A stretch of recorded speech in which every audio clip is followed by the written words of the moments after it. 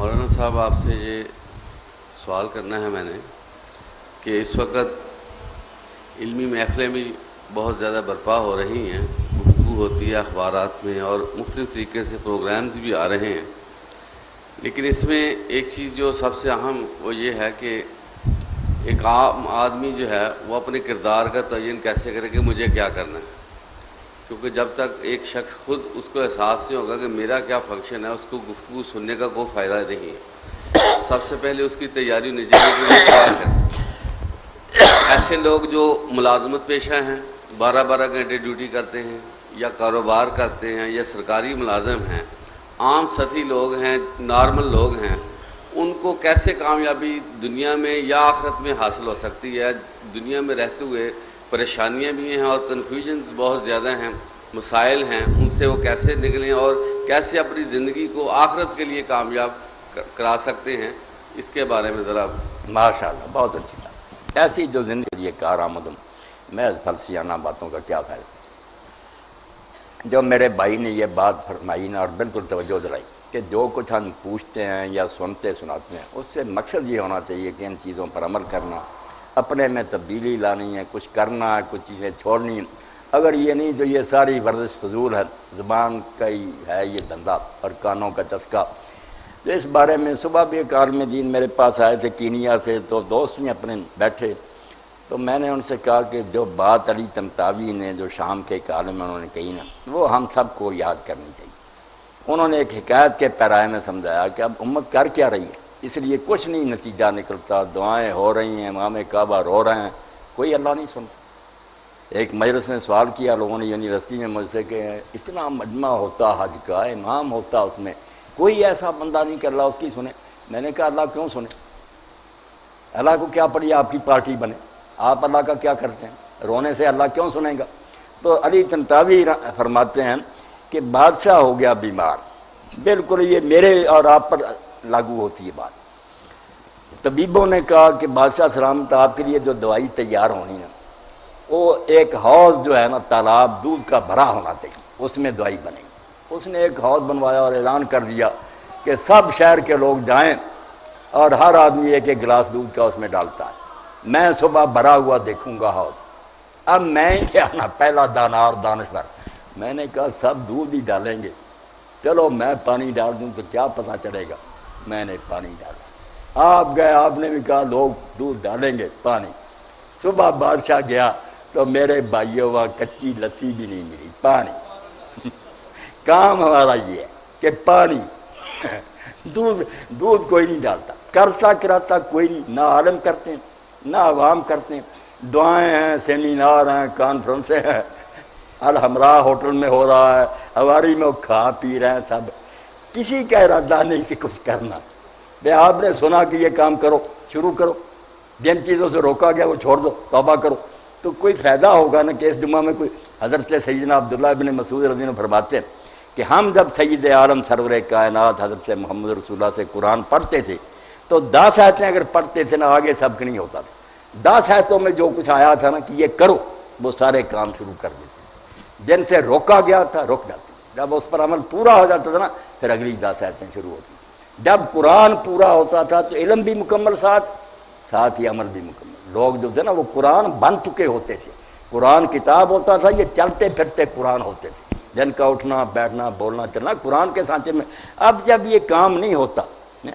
یہ راز کسی کو نہیں معلوم کہ مومن قاری نظر آتا ہے حقیقت میں ہے قرآن۔ قرآن تو ایک کتاب ہے، وہ میری اور آپ کی شکل میں ڈھل جائے کہ لوگ آواز سنیں،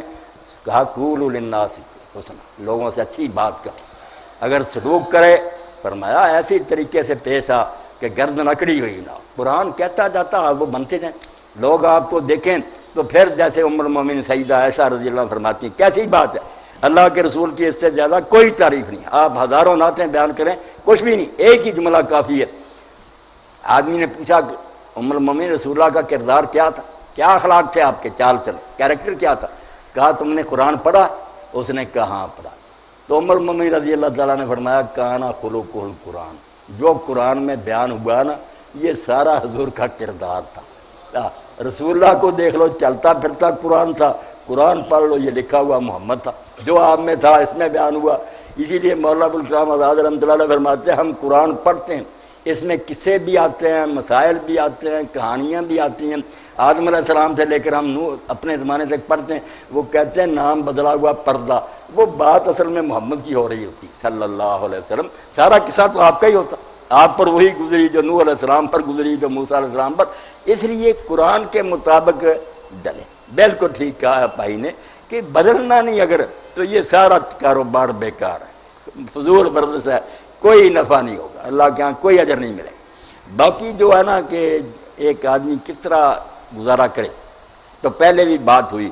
کہ اللہ کا اصول اگر پوری جماعت، فرد کا معاملہ لگا، ایک آدمی تو تنہا تو رسول اللہ کے زمانے میں بھی تنگ ہو سکتا تھا، مگر اگر پوری جماعت انقلاب لے آئے نا، حکمران نیک ہو جائے،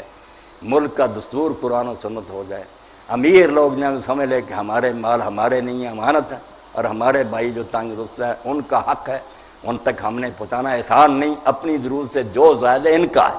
یہ ڈیو ہے ان کا، اگر ہم نے نہ دیا تو جیسے قرضہ دبانے والا مجرم ہے، ہم اس طرح کے مجرم ہوں گے۔ تو وہاں ایسے لوگ پیدا ہو جائیں گے کہ پھر معاشرے میں کوئی شخص نہیں مرے گا۔ کس درین جہاں محتاج نے دین جہاں آ جاتا وہاں کوئی آدمی محتاج نہیں ہوگا، اس کی ضرورت گھر بیٹھے لوگ آ کر پوری کرتے ہیں۔ باقی جو ہیں حالات، سارا نظام بگڑا ہوا، یہاں قرآن مجید کی رہنمائی مدد کرتی ہے۔ ایسے زمانوں میں پیغمبر ہوئے کہ حکومت کفار کی تھی، یہ انقلاب نہیں لا سکے،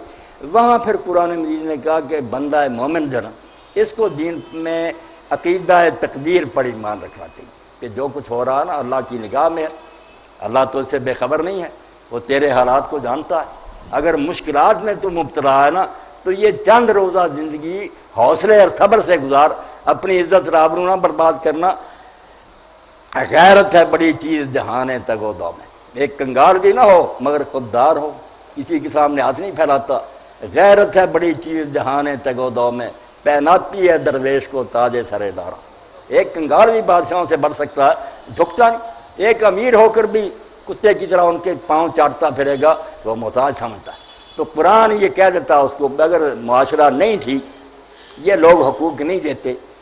تو اپنی خودی برباد نہیں کرنی، وہ اللہ پر بھروسہ کر، جو رزق مل رہا ہے اس پر قناعت کر، اور تنگی بھی ہے تو میں آپ کے سامنے خواجہ نظام الدین اولیاء رحمۃ اللہ علیہ کا حوالہ دوں گا، دہلی میں ان کی بارگاہ محبوب الہی، تو بہت بڑے ولی،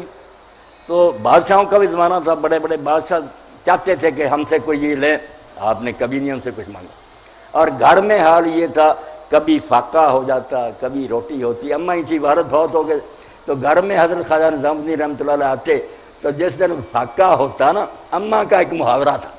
اس دن کہہ دیتی نظام الدین امروز مہمان خدا ہستیں، آج ہم خدا کے مہمان ہیں۔ آپ سمجھ جاتے کہ آج کھانے کو کچھ نہیں، اللہ کے مہمان۔ اور حالت یہ تھی کہ کئی دن جب مشکل لگاتار ملتا نا، آپ پھر کسی دن کہہ دیتے اماں دعا کرو اللہ کے مہمان بنے۔ یہ ایمان جب پیدا ہو جاتا نا، غریب رہ کر بھی آدمی پریشان نہیں ہوتا، اور اگر لاکھوں کروڑوں بھی آپ کے پاس آ جائے، قارون بن جائے آپ، اگر یہ قناعت نہیں، اللہ پر بھروسہ نہیں، تو یقین جانے یہی ڈپریشن اور بیماریاں اور پریشانیاں جان نہیں چھوڑیں گی۔ یہ اندر ہے راج کہ آدمی سمجھے کہ میرا رزق اللہ کے ہاتھ میں، کوشش کرے پوری، اور مل جل کر معاشرے کو تبدیل کرنے کے لیے جہاد بھی کریں، بیٹھ نہ جائیں سمجھیں کہ یہ ظالم تو دولت پر ہے نا قابض، یہ ہماری قسمت میں نہیں لکھا بھوکا، یہ ظالم نہیں صحیح بانٹ رہے، ہمیں چاہیے کہ مل کر ایسی صحیح اسلامی حکومت لائے جو ہمارا حق حضرت صدیق اکبر کی طرح زبردستی ان سے وصول کر ہمیں دے۔ اور ایسا وقت بھی آیا جب حضرت عمر رضی اللہ عنہ کا اگر زکوٰۃ سے مسئلہ حل نہ ہوا تو میں صرف زکوٰۃ پر نہیں رہوں گا، سب امیروں کی دولت ضبط کر کے سارے غریبوں میں برابر تقسیم کر دوں، میں امت کا سربراہ ہوں، یہ سب میرے بچے ہیں، کچھ بھوکے مرتے رہے کچھ کھاتے رہے، یہ نہیں ہوگا، اگر آرام سے دے دے ان کا حق بالکل ٹھیک ہے، ورنہ زکوٰۃ سے آگے بڑھ کر میں ساری دولت ضبط کر لوں گا اور غریبوں میں تقسیم کر دوں گا۔ اسلام جو میرے بھائی کہتا ہے نا، اس کے لیے ہم کوشش نہیں نہ کرتے، میں بیان کروں آپ سن لیں کیا ہوگا۔ اگر کوئی تنظیمیں ہوں جو ایمانداری سے جو تنظیمیں تھیں بھی، اب اس کو ثانیہ ہی کہنا چاہیے، وہ بھی سیاست کا شکار ہو گئی، 2-4 سیٹوں کے پیچھے پڑ گئی، وہ انقلاب والی بات وہ بھی چھوڑ بیٹھی، میں ان سب کا ساتھی رہا ہوں، مگر وہ بات جو ہے نا وہ خراب ہو گئی، ان کے پاس بھی کچھ نہیں رہا، امت ہو گئی مایوس کہ دینی جماعتوں نے بھی کچھ نہیں دیا۔ تو حقیقت میں حل یہی ہے کہ ہم سوچیں کہ جب تک معاشرہ تبدیل نہیں ہوتا، محض مسائل سے بات نہیں بنے گی، اور اگر جب تک یہ وقت نہیں آتا ہمیں اپنی قناعت اور خودداری کو نہیں چھوڑنا چاہیے، غریبی میں بھی اللہ کی رضا پر راضی رہنا چاہیے، انشاءاللہ اس میں سکون نصیب ہوگا۔ جی اگر ایک مسلمان جماعت سے رہ لیکن ایک کنفیوژن پیدا ہوتی ہے کہ آج کل جو ہو رہا ہے فرض کے قبائلی علاقوں میں وہاں پہ زبردستی یہ کہہ دیا جاتا ہے فار ایگزامپل شام کو کہ یہ اپنی دکان بند کر دو، جو آئے گا شیر کروانے کے لیے اس کے خلاف جو چیزیں کسوانی ہے ان کو زبردستی کرا دیا جاتا ہے۔ تو کیا یہ طرح کی زبردستی اسلام نافذ کرنے کی کوشش نہیں کی جا رہی؟ کیا یہ اس کے بارے میں آپ کی کیا رائے ہے؟ اور دوسرا ایک کافی کوشچن ہے کہ جنرلی کہا یہ جاتا ہے کہ جس قسم کی قوم ہوتی ہے اسی قسم کے حکمران اس پہ نافذ کر اس پہ مسلط کر دیے جاتی ہیں، تو کیا ہمیں بجائے اس کے حکمرانوں کے پیچھے بڑھیں گے وہ کر ہیں، ہمیں اپنی آواز کی کرنی چاہیے یا ان کے پیچھے بڑھنا چاہیے؟ بات میں پہلے دوسرے حصے کو لیتا ہوں۔ یہ بھی دنیا کے حکمرانوں کو ایک ڈھال ہاتھ آ گئی۔ ہمارے لوگوں نے یہ حدیث بیان کر دی کہ جیسے تم ہوگے ویسے حکمران تم بن کر دو، ان کو بہانہ مل گیا کہ یار ہمیں کیوں روتے ہو، جیسے تم سے ویسے ہی آ گیا۔ یہ سلانے کے لیے ایک بہت اچھی گوئی ہے۔ اللہ پناہ دے، اللہ کے رسول نے کہیں نہیں یہ فرمایا، نہ یہ کوئی حدیث ہے، یہ سب منگھڑت باتیں ہیں جو لوگوں نے داخل کر دی، اور شکر ہے کہ اللہ نے ایسی ٹیمیں اور ایسے ماہرین شروع سے امت میں پیدا کر دیے جو ایک چیز کو پرکھتے رہے کہ یہ بیان کرنے والا کون ہے، کیسا اس کا حال ہے، ہر چیز صحیح ضعیف موضوع الگ ہوگی کہ یہ تو بالکل من کرتا ہے، یہ کمزور ہے، یہ صحیح ہے، یہ ڈاکٹر صاحب بالکل جھوٹی بات، کوئی نہیں کہ حکمران ایسے ہوں گے جیسے تم، باقی ٹھیک ہے کہ ہمیں بھی ٹھیک ہونا چاہیے۔ اگر حکمران کے لیے کہتے رہے خود اپنے کو بدلنے کی کوشش نہ کرے، حکمران آسمان سے اترے گا، یہ بھی دونوں چیزیں ساتھ ہیں کہ رعایا بھی بدلنے کی کوشش کرے، مگر یہ بات ٹھیک ہے کہ رعایا بدلنے کی ہزار کوشش کرے، اگر حکمران نہ بدلنا چاہے کیا کر سکتے؟ ہم اپنے بچوں کو تعلیم کے لیے نہیں یونیورسٹیوں اور کالج میں بھیجیں گے جہاں ڈانس ہو رہے ہیں، بے پردگی اگر نہ پڑھائیں تو ظاہر رہ جائیں گے۔ اس لیے جکڑ اس طرح لیتا ہے حکمران کے عوام بیچارے کچھ نہیں کرتے، وہ کسی جزیرے میں جا کر دیکھوں، لازم ہے کہ بے شک آہستہ آہستہ ہوگا، مگر ذہن میں یہ تبلیغی جماعتیں یہ بتائیں، یہ نہ کہیں اس سے کہ ہمیں سیاست کے واسطہ نہیں، یہ تو دین کی جڑ پر چھری آپ نے تیری، اور دین تو کہتا ہی یہ کہ حکمران جو تبدیل ہونا چاہیے۔ آپ پہلے کہتے ہیں کہ ہم صرف نماز روزہ کرتے ہیں، اللہ کے رسول نے فرمایا کانت بنو اسرائیل تسوسہم الانبیاء، کہ بنی اسرائیل کی سیاست ان کے نبی کرتے تھے، سیاست گندہ لفظ نہیں، حکمران عوام کے لیے بھلائی کے کام، نبی فرمایا ایک شوق ہوتا دوسرا، اب میرے بعد نبی نہیں خلیفے ہوں گے۔ اس لیے پہلی بات تو یہ ہے کہ یہ جو نا حکومت کو ذہن سے نکالتے کہ اس کو نہیں ٹھیک کرنا، یہ دین کے ڈاکو دشمن بن گئی، ایسا صوفی روری دین کے خلاف بہت نقصان دہ بات کر رہا۔ عوام کا ذہن تیار کرو کہ بیٹا ایسا ایسا جانا ہے اس منظر کی طرف کہ اقتدار نیک لوگوں کے پاس ہے،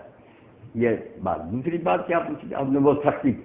تو کچھ چیزیں ڈاکٹر صاحب ایسی ہوتی ہیں کہ وہ ہنگامی طور پر کرنی پڑتی ہیں کہ آگ لگی ہوئی ہے، عوام کہیں گے اس طرح کریں، اس طرح لمبے پروگرام جو طویل وہ بھی آگ ہوتے ہیں، مگر وقتی جو ہوتے ہیں۔ اگر ہم یہ سیریز اور بدماشیاں جاری رہنے دیں تو ساتھ اصلاح کی کوشش کر کے کیا کریں گے؟ نوجوان بچے بھی جہاں زبردستی ان کو توڑا جا سکتا ہے توڑ بھی دیں، اور کوئی ایسا طریقہ ہو جائے کہ یہ شیطانی چیزیں بچوں تک نہ پہنچ سکیں تو یہ برائی نہیں، زہر چھیننے والی بات ہے کہ لوگوں کے منہ سے زہر چھین لیا، یہ ہے ہنگامی۔ مگر اصل بات وہی ہے جو میں نے عرض کی کہ لوگوں کے ذہن تبدیل کرنے کے لیے تعلیم کو ذریعہ بناؤ، تبلیغ کو بناؤ، اپنے عملی نمونہ سے کرو، لوگوں کے اندر نا دین جو ہے نا راسخ ہو جائے، وہ ہے لمبا کرنا، وہی ہے اصل، اس سے نتیجے پیدا ہوں گے۔ مگر وقتی طور پر یہ بالکل ہی برائیاں زور کر دیں اور ہم سمجھیں یہ بہائے لے جا رہی ہیں اور سختی سے روک بھی سکیں، تو جیسے اب ہم منشیات کے بارے میں سوچ رہے ہیں کہ ایمان پیدا ہوگا، لوگ خود توڑیں گے، وہ بھی ٹھیک ہے، مگر پہلے تو کرنا پڑتا ہے، جتنے بس میں ہے اس کا کاروبار بند کرو۔ تو اگر وقتی طور پر وہ کرتے ہیں، مگر ساتھ یہ بھی کریں نا کہ صرف جبر پر ہی نہ رہے، لوگوں کے اندر ذہنوں میں جمانے کے لیے کہ ان کی ذہنی تطہیر ہو، دین دل میں ان کے اترے، کوشش وہ کرنی چاہیے۔ اگر صرف یہ سختیاں کرتے رہیں گے، کچھ دن بعد کوئی ایسا طبقہ اٹھے گا، تختہ الٹے گا، ان کو قتل کر دیں گے۔ اصل کرنے کا کام تو ذہنوں کی تبدیلی ہے، مگر وقتی طور پر بھی اگر تبدیلیں کچھ کرنی پڑے، جیسے سیلاب کم از کم رک جائے، بند آ جائے، تو اس کو بھی برا نہیں جاننا چاہیے۔ اور حکمران ہماری کیا ڈیوٹیاں ہیں کہ اس سناریو میں ہم اسلام کی کیسے خدمت کریں کیونکہ ہم تو مسلمان ہیں، خدمت تو ہم اسلام کی کرنا چاہتے ہیں، اللہ کو ہم راضی کرنا چاہتے ہیں، تو کیا لاہ عمل اختیار کریں؟ لیکی صاحب آپ نے جو سوال کیا نا بہت اہم سوال ہے۔ دراصل مسلمانوں کی ضرورت اس عید کی جو ہے نا وہ یہ ہے کہ بہت دیر سے خود مسلمانوں میں دین کا تصور غلط ہو گیا، صحیح فہم دین جو ہے نا مفقود اور گم ہو گیا۔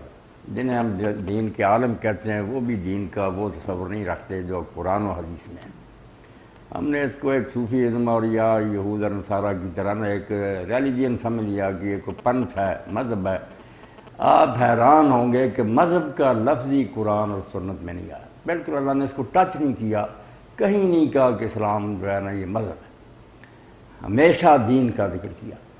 ہماری بنیادی غلط فہمی جو آج سے نہیں صدیوں پرانی ہے، جس نے ہمیں برباد کر کے رکھ دیا نا، کہ ہم اس کو مذہب کی حیثیت سے پیش کرتے ہیں کہ کچھ عقیدے ہیں وہ مان لو،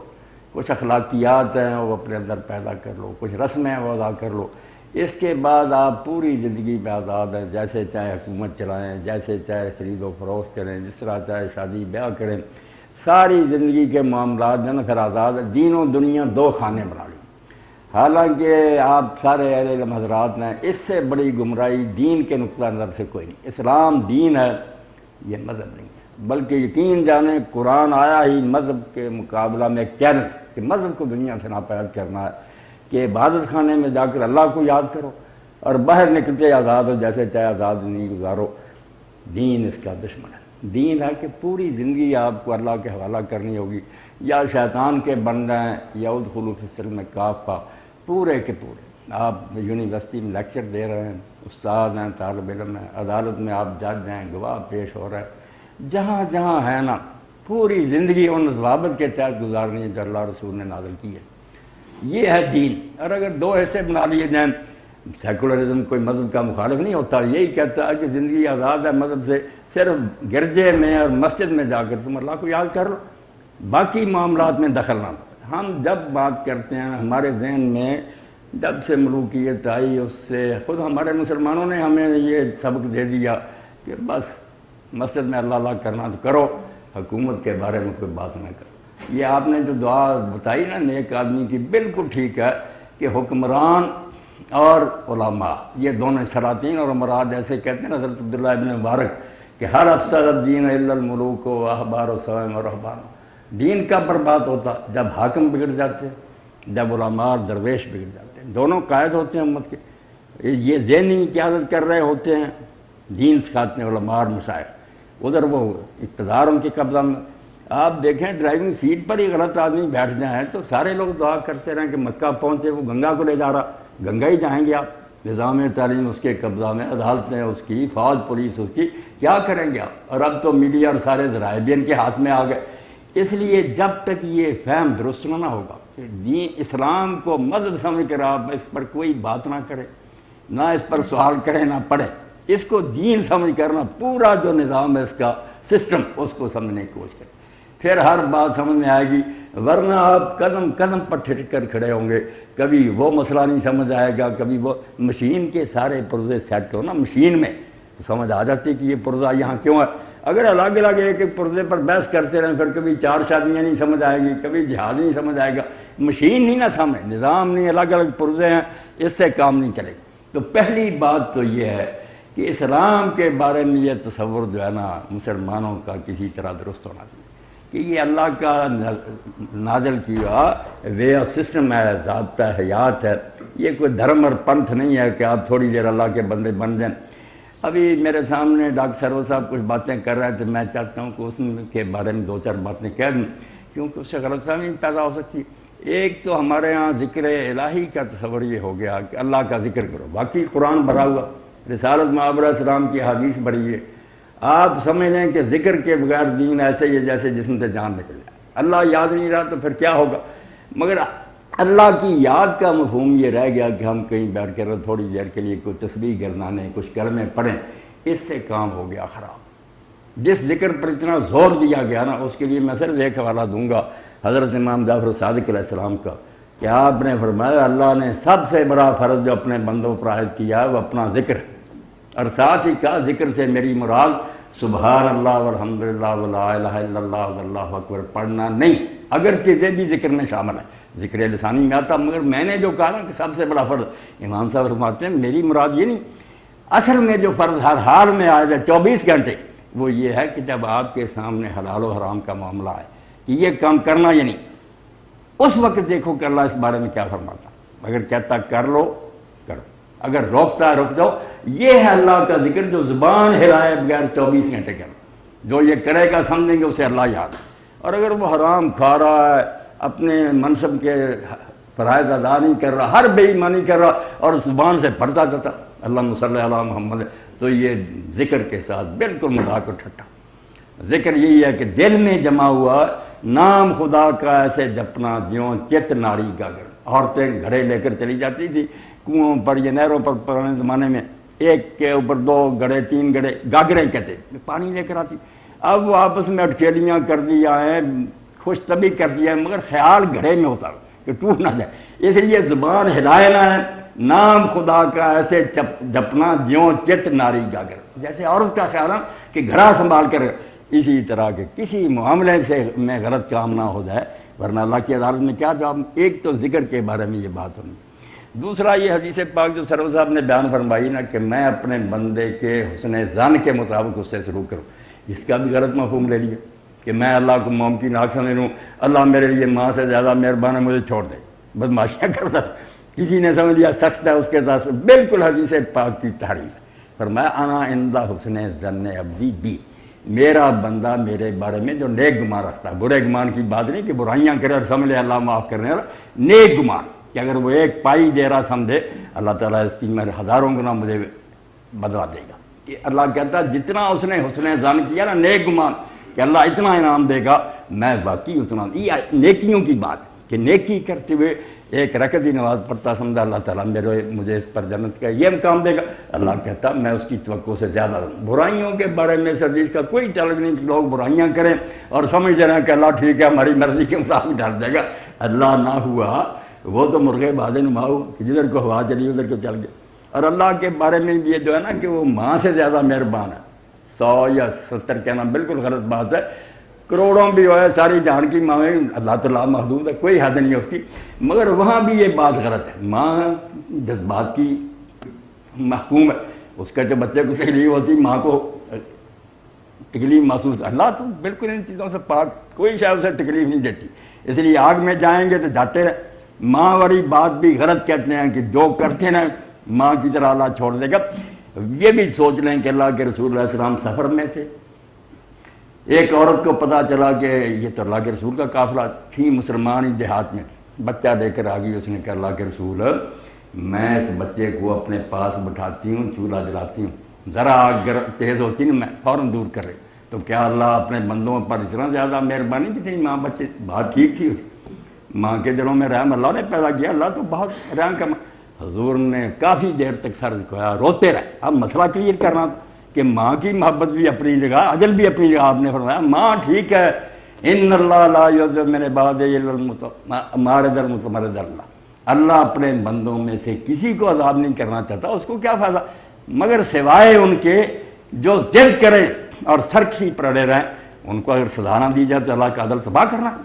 مسئلہ حل کر لیا، گرائم اپنی جگہ، مگر وہ جب ضد کرتے ہیں میں چھلانگ لگانی برائیاں کرتے ہیں، الا المارد المتمرد اللہ، جو ضد کر کے چاہتے ہیں کہ ہم نہیں اللہ کی مانیں گے، پھر اللہ کیوں نہ ان سے دوسرے رنگ میں مکتے۔ عزیز انتقام رحیم بھی ہے،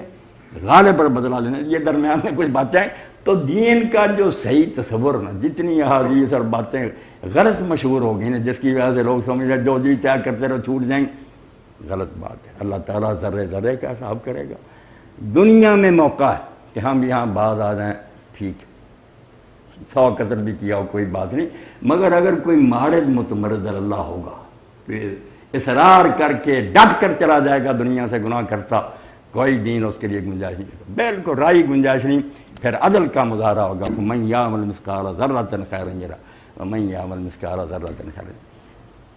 تو ایک تو فہم دین جو ہے نا کہ آپ جتنے سوال کریں مذہب سمجھ کر نہ کریں، یہ جو تعصب اور ہٹ درمی اور گروہ بن کے مذہب سے بنے کہ ہر آدمی نے کچھ سمجھ لیا قرآن و حدیث کا مطلب اس پر ایک گروہ بنا لیا،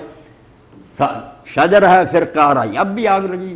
فاٹا میں بھی کچھ ہے نا حکومت کا معاملہ، وہاں دو گروہ بھی ہیں، زیاد مرحوم کے زمانے سے چلے آ رہے، ایک سنی آ گئے افغانستان سے، ایک پہلے کی شیعہ رہ رہے ہیں، مرتے رہتے ہیں۔ اب بیوقوف یہ نہیں سمجھتے کہ تم دونوں رسول اللہ کی امت ہو، قرآن کو مانتے ہو۔ اگر کسی کی سمجھ میں آیا کہ شاید کی مراد یہ ہے تو بسم اللہ، وہ بھی جنت میں جائے گا۔ دوسرا ایمانداری سے سمجھتا ہے اس کا مفہوم یہ نہیں، دیانتداری، مگر اس سے یہ تو نہیں ہونا چاہیے کہ تعصب بن جائے، پارٹیاں بن جائیں ایک دوسرے کو۔ علامہ اقبال رحمۃ اللہ علیہ اسی فرماتے ہیں شجر ہے فرقہ آرائی، تعصب ہے ثمر اس کا، یہ وہ پھل ہے جو جنت سے نکلواتا ہے آدم۔ جب یہ چکھو گے نا، جیسے جنت سے آدم نکل گیا تھا اسی طرح نکلتا، جنت نہیں رہے گی، دنیا جہنم بن جائے گی، کہ ایک دوسرے کو مارنا شروع کر دیں۔ سلام کرو دوسرے کو، بسم اللہ، یار تو بھی رسول اللہ کا ماننے والا، اگر تجھے یہ سمجھ آئی مبارک ہو۔ میں یہ سمجھتا ہوں کہ اللہ بھی کریم ہے، رسول بھی کریم ہے، حوصلے بڑے ہیں ان کے، دونوں کو اپنی گود میں لے لیں۔ یہ نہیں برداشت پیدا کرتے تو پھر صدیقی صاحب اسلام کے لیے آپ دعائے خیر ہی کر دیں، پھر اللہ اللہ ہی ہے، پھر کفار نے ہمیں کیا کرنا، ہم خود ہی اپنے ہاتھوں مر جائیں گے، مر رہے ہیں جی۔